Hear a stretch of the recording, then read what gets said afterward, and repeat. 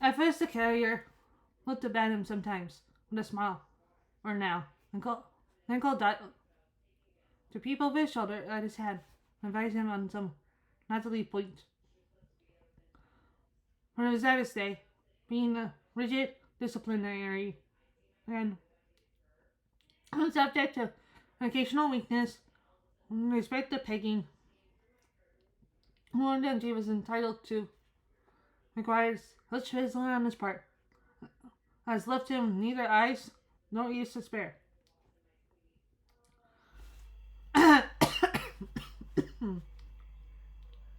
Thus his whole attention gradually became absorbed upon the cards, and he thought of nothing else, until a hand upon his shoulder restored him to consciousness of Tagaton. And so I did disturb you, but I will directly. I couldn't deal, returned the carrier. It's a crisis. You said Tagaton. Come you mean? It was that in his pale face, when Wist made the other rise immediately and asked him in a hurry what the matter was. Hush, John played Bingle, said Tagaton. Once for this I am indeed. I have been afraid of it. I suspected it from the first. What is it? Asked the carrier with a frame aspect. Hush, I'll show you. You go with me. The carrier accompanied him without another word. They went across the yard, where the stars were shining, and by a little side door into Tagaton's own canteen house, where there was a glass window containing a ware room, which was closed for the night.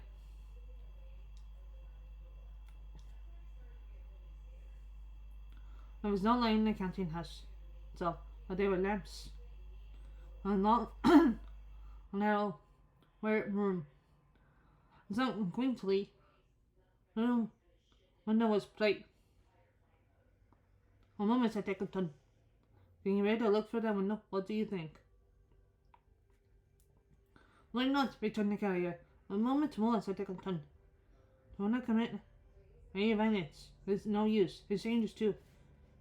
You're a strong, stealthy man, and you may do murder before you know it.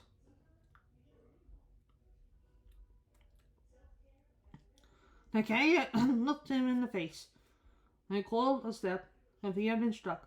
One stride, he was at the window, and he saw, though shut on earth, though twitchful quicker, a purchase with his wife.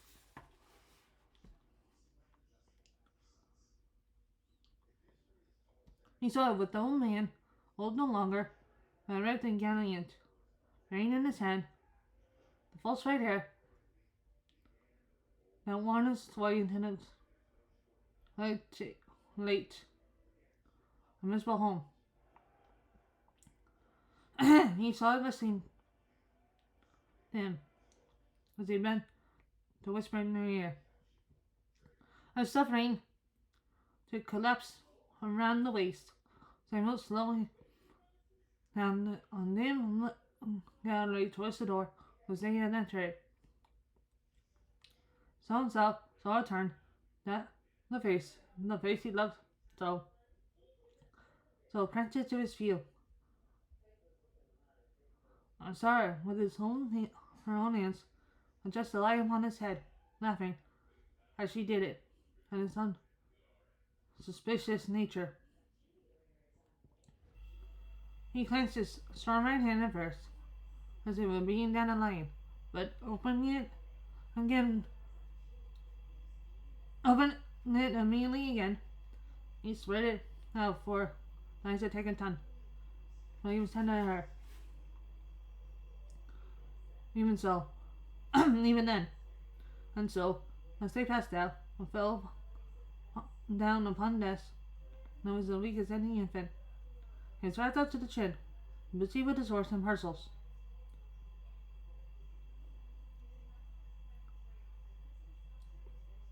And he came into the room, prepared for going home. Well, John dear. Good night, Mary. Good night, Bertha. Quote. We kissed them. Could you be late and they found the party?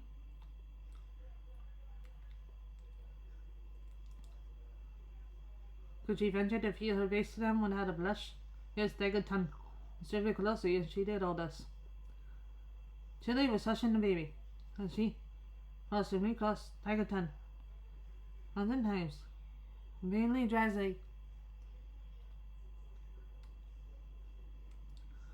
Lived in knowledge that was to be his wife, and ring his heart almost a breaking, and did his father deceive his cradles to break his heart at last.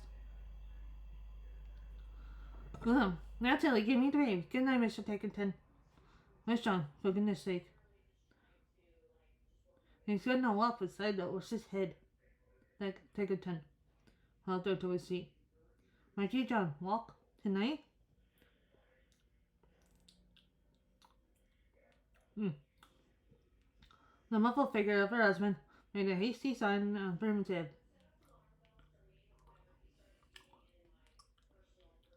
And